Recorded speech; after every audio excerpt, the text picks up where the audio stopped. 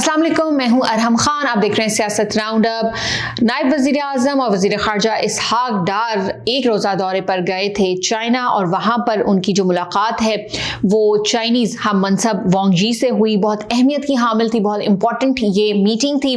और जिस तरह से सिचुएशन चल रही है ख़ित्ते की, उस दौरान हम सब जानते हैं कि आजकल जितनी भी मीटिंग्स हो रही हैं, जो टेलीफोनिक राब्ते हो रहे हैं, वो बहुत इंपॉर्टेंट हैं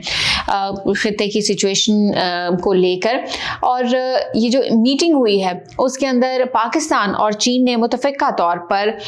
जो फौरी जंगबंदी है उसका मुतालबा किया है, और 5 जो पॉइंट्स हैं वो भी दोनों ममालिक की जानिब से दिए गए हैं। तर्जुमान दफ्तर ख़ारजा के मुताबिक एलामिया जो जारी हुआ है उसमें कहा गया है कि पाकिस्तान और चीन की जानिब से मुतालबा किया गया है कि जंग से मुतासरा इलाकों में इंसानी इमदाद की जो है ना वो इजाज़त दी जाए, और कशीदगी के खात्मे के लिए जल्द अज जल्द जो है ना वो डायलॉग का आगाज़ किया जाए। इसके अलावा ईरानी और खलीजी ममालिक की खुद मुख्तारी और सलामती को यकीनी बनाया जाए। तमाम जो फ़रीक़ैन हैं वो ताकत के इस्तेमाल या ऐसी धमकी देने से गुरेज करें। जंग के दौरान गैर फ़ौजी अहदाफ का तहफ़्फ़ुज़ यकीनी बनाया जाए, और फ़रीक़ैन आलमी क़वानीन की पासदारी, शहरियों और गैर फ़ौजी तनसीबात पर हमले जो है ना वो बंद करें। इसके अलावा जो एलामिया उसमें मज़ीद ये कहा गया है कि बिजली की जो तनसीबात हैं और पुरअमन जौहरी जो स्ट्रक्चर हैं उस पर हमले बंद करने का भी मुतालबा किया गया है, और कहा गया है कि आबनाए हुर्मुज़ तवानाई और सामान की तरसील का अहम जो है ना वो रास्ता है, और आबनाए हुर्मुज़ में फंसे जो बहरी जहाज़ और अमले का तहफ़्फ़ुज़ भी यकीनी बनाया जाए। इसके अलावा तजारती जहाज़ों को जल्द और महफूज गुज़रगाह मुमकिन बनाकर जो बहरी आमदोरफ्त है उसको बहाल किया जाए। और पाकिस्तान और चीन मुतालबा करते हैं कि अक़वाम मुत्तहिदा के किरदार को मजबूत बनाया जाए, और अक़वाम मुत्तहिदा के मंशूर की तहत जो बैनुल अक़वामी क़वानीन हैं और अमन जो मुआहदे हैं उसकी हिमायत करते हैं। तो ये 5 जो पॉइंट्स हैं ये दोनों ममालिक पाकिस्तान और चीन की जानिब से ये सामने आए हैं। जैसा मैंने कहा कि एक अहम मुलाकात हुई है, और उसके बाद दोनों जो मुल्क पाकिस्तान और चीन है उन्होंने फौरी जंगबंदी का मुतालबा भी किया है। इसके अलावा जो 5 पॉइंट्स हैं वो तो आपके सामने मैं रख ही चुकी हूँ। अच्छा, अब बात करते हैं वफाकी वज़ीर इत्तलात अता तारड़ की। हम सबके इल्म में है जिस तरह से किफ़ायत शारी पॉलिसी जो बनाई गई गवर्नमेंट की जानिब से, स्कूल्स को भी ऑनलाइन किया गया, वहाँ पर ऑफ दिया गया,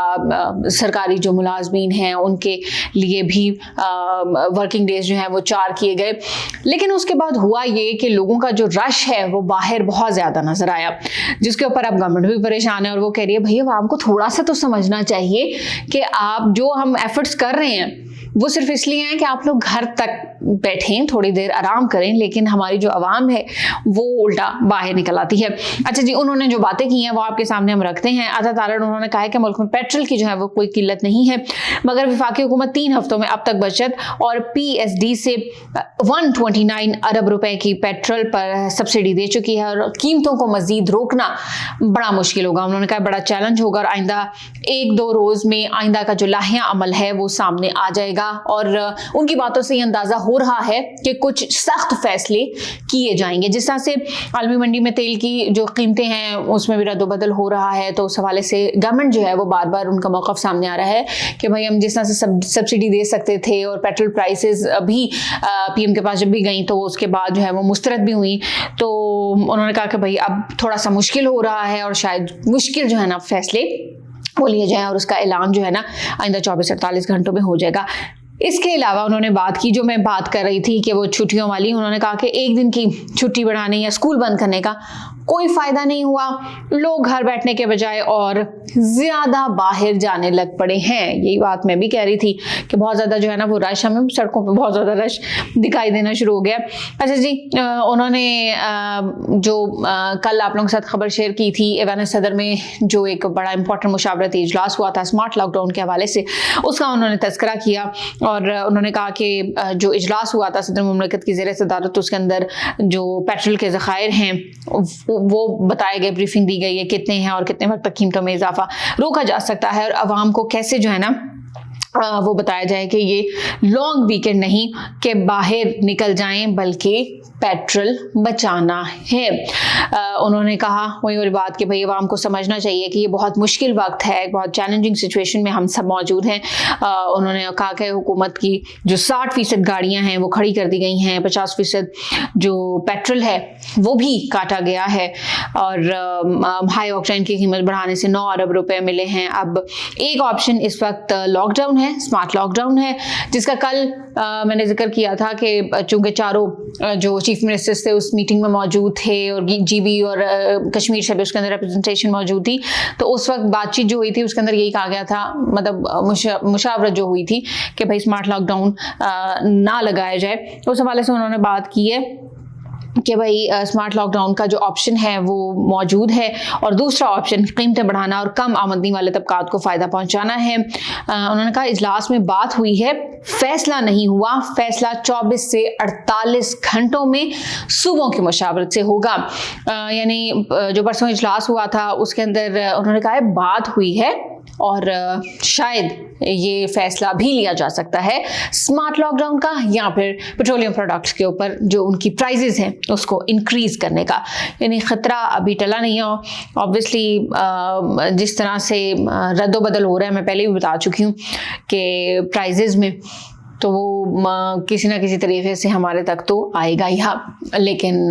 دعا یہی ہے کہ بھئی اللہ خیر ہی کرے۔ اب بات کرتے ہیں پاکستان تحریک انصاف کے جو چیئرمین ہیں بیرسٹر گوہر علی خان، انہوں نے میڈیا سے گفتگو کی ہے، اور انہوں نے عمران خان کے بیٹوں کے حوالے سے بات کی ہے کہ بھئی ہمارے لیے سب سے پہلے پاکستان، اگر عمران خان کے بیٹے بھی پاکستان کے خلاف کوئی بات کریں گے تو ہم ان کو جو ہے نا وہ ہرگز سپورٹ نہیں کریں گے۔ ہم سب جانتے ہیں کہ کچھ دنوں پہلے جس طرح سے خبریں آئی تھیں عمران خان کے بیٹوں کے حوالے سے، جس طرح سے انہوں نے کچھ لوگوں کے ہمراہ وہ لوگ گئے تھے، اور پھر وہ سوشل میڈیا پر کافی زیادہ اس حوالے سے بات ہوئی تھی، ٹی وی چینلز پہ بھی اس حوالے سے بہت زیادہ بات ہوئی تھی، ٹاک شوز میں بھی بات ہوئی تھی۔ تو اسی تناظر میں انہوں نے بات کیا کہ اگر پاکستان کے خلاف وہ بات کریں گے تو ہم ان کے ساتھ جو ہے نا وہ نہیں کھڑے ہوں گے۔ انہوں نے کہا کہ بھئی پاکستان کے خلاف کوئی بات برداشت نہیں کر سکتے، ہمیشہ پاکستان کا ساتھ دیا ہے۔ مشرق وسطیٰ کی جو موجودہ سچویشن ہے اس کے اندر سعودی عرب نے بہت اچھا کردار ادا کیا ہے، اور میں بتا ہی چکی ہوں کہ جس طرح سے عمران خان کے بیٹوں کا وہ جو ایک تنازع سامنے آیا تھا، اور جس طرح سے انہوں نے کچھ متنازع لوگوں کے ہمراہ جنیوا میں ایک پروگرام میں شرکت کی تھی اور وہاں پر اسپیچ بھی کی تھی، تو اس کے بعد یہ جو ہے نا تنازع پیدا ہو گیا تھا، اور اس کے اوپر جو چیئرمین پاکستان تحریک انصاف ہیں انہوں نے اب ریئیکشن بھی دے دیا ہے۔ آخر میں بات کریں گے وزیر اعلیٰ خیبر پختونخوا سہیل آفریدی کے معاون خصوصی ہیں شفیع جان۔ خیر شفیع جان بھی بڑے خبروں میں رہتے ہیں، وہ کوئی نہ کوئی اسٹیٹمنٹ ایسی دیتے رہتے ہیں کہ میں خبروں میں رہوں۔ خیر اس دفعہ انہوں نے کہا ہے کہ عمران خان کی رہائی کے لیے تنظیم سازی کا عمل تیزی سے جاری ہے، اور اب تک 10,000 سے زیادہ نوجوان رجسٹرڈ ہو چکے ہیں۔ وہ جو رہائی فورس بنانی ہے نا اس حوالے سے وہ بات کر رہے ہیں، اور انہوں نے کہا اس سلسلے میں بھرپور انداز میں کیمپس بھی لگائے جا رہے ہیں، اور صوبے بھر میں 272 کیمپس جو ہے نا وہ قائم کیے جائیں گے۔ میڈیا سے انہوں نے گفتگو کی تھی، اور اس کے اندر انہوں نے کہا ہے کہ خیبر ڈیجیٹل فارمنگ پلیٹ فارم بھی لانچ کیا جا رہا ہے، اور جس کے ذریعے پورے پاکستان سے جتنی بھی یوتھ ہے اس کو انگیج کیا جائے گا اور باقاعدہ ممبرشپ دی جائے گی۔ اور انہوں نے کہا کہ اندازہ تو ہو رہا ہے جس طرح سے ہمیں فیڈ بیک مل رہا ہے تو جلد 1 لاکھ کا ہدف وہ مکمل کر لیا جائے گا، اور ویسے ان کا جو ہدف ہے وہ تقریباً 10 لاکھ کے قریب ہے،